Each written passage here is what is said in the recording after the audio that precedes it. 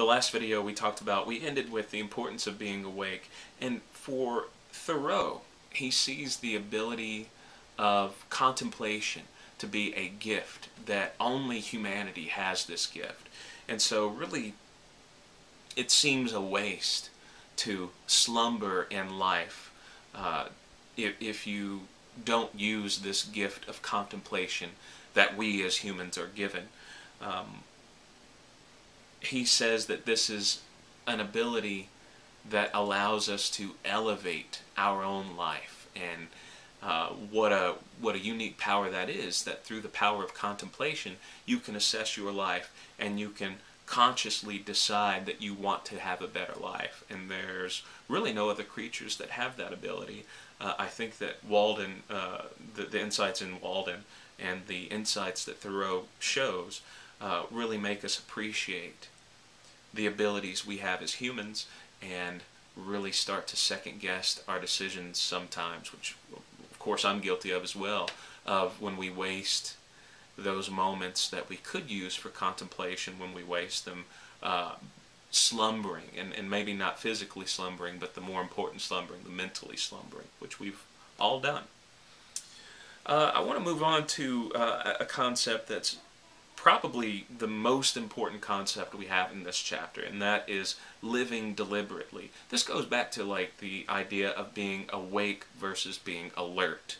And deliberation, as far as living life deliberately, is, I think, Thoreau's idea of how we should experience things. He says, just an excerpt of his explanation of what he wanted in this 2-year Walden farm experiment. He says, "I went to the woods because I wished to live deliberately, to front only the essential facts of life, and see if I could not learn what it had to teach, and not, when I came to die, discover that I had not lived. I did not wish to live unless it was quite necessary. I wanted to live deep and suck out all the marrow of life." This description, it's almost like we as humans, as Thoreau describes, we are predators of life, in that we don't just, life isn't something that happens to us, but the description here, we seize life as a predator and we consume it. And we don't just pick at it, but here the consumption is fully. I mean, here you're eating it and you're sucking out the marrow from the bones. There's really, that's a savage description, but it really does show the savage quality that Thoreau thinks we should attack life, that we shouldn't just let it happen to us. We should chase life, and we should make it work for us, which again is quite a bit of power to have. One of the great things about this chapter in the book itself and other transcendental work is the amount of power they give to humans. This is going to be an idea in the time period that was very challenging of some of the other limitations on human power, and caused quite a stir during the time. Let's see. Okay. Thoreau spends quite a bit of time talking about simplicity, and I think this is where the text really starts to get important for our life right now, the idea of simplicity. He talks about simplicity, simplicity, simplicity. It's so important that he says it 3 times, right? That repetition really nails it in, that this is an important idea. I think our society today, we definitely have the abilities to live a complicated life. And I think that Thoreau would see a lot of our modern day luxuries and our modern day conveniences as not really those at all, but as shackles that are weighing us down rather than liberating us. He says our life is frittered away by details. And, as a student who may be watching this video, you probably can appreciate the insight here that worry about tomorrow makes us waste today. And this is kind of an anti-Franklin. Ben Franklin was all about, prepare today to save time tomorrow, to save work tomorrow. And Thoreau tackles that idea and says, a stitch in time saves 9, so we stitch 1,000 stitches today to save 9 stitches tomorrow, which is true. Think about how many times we decide to work today. We may exhaust ourselves working more today than we need to, and we end up doing more work than really we should have in order to save us time for the next day. Think about the idea of vacations.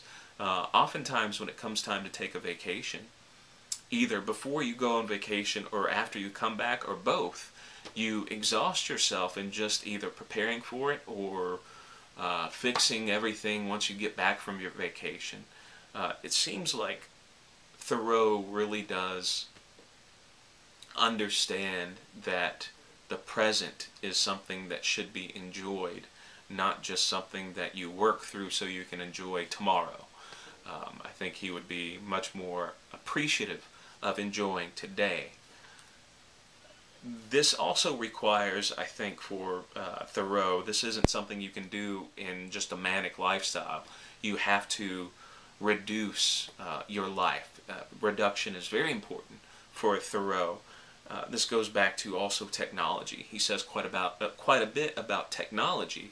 And for Thoreau, the time period he was writing, technology is of course much different than our technology today, but they're still the same. For Thoreau, he mentions the railroad, which he gives this great image of how, he says, we don't ride on the railroad rides upon us. And he has this image that we, the people, are the railroad. We are the tracks that the train rides upon, and we slumber as the train rides upon us.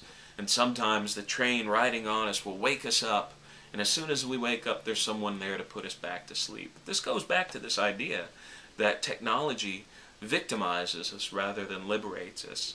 And there are many examples today of technology that may do just that if taken to extreme. Video games, smartphones, Facebook, I'm sure you can think of technologies that if someone allows them the power, the technology can definitely victimize the individual rather than being a liberator for that individual. He also talks about this idea of news. He's not a big fan of news because he basically indicates that all news stories have already been said, and that every news story is just a different version of something that's already happened. So what's the point in repeating it if the same basic story has already happened? This goes back to where he sees many people who set aside their own life in pursuing news of what's happening to other people in other places of the world. And it seems like he kind of shakes his head at this idea of people sacrificing insight into themselves for finding out what's happening to other people. He seems to want the attention to be on the self rather than someone else. So to wrap up this discussion, I want to just point out something that's kind of interesting, what we know after the Walden experiment and after Thoreau's insights here. They were very popular, and they kind of sparked many other Walden experiments from other scholars who wanted to live a life of deliberation, just like Thoreau did. And I think it's interesting because a lot of these people, these academics, wanted to go live off the land because they thought that this would give them a lot of free time to write more and to be more scholarly, that, if they could get away from the city, if they could get away from all the pressures of the city life and the busy life, that they would just have all this time to write brilliant things and to have brilliant insights. And the funny thing is, what they found is this is the exact opposite of what happened. The overwhelming majority of these experiments were failed experiments where the scholar would go out and they would begin farming for a bit, and they'd realize quite quickly just how much work, just how much time that farming took, that it's not easy.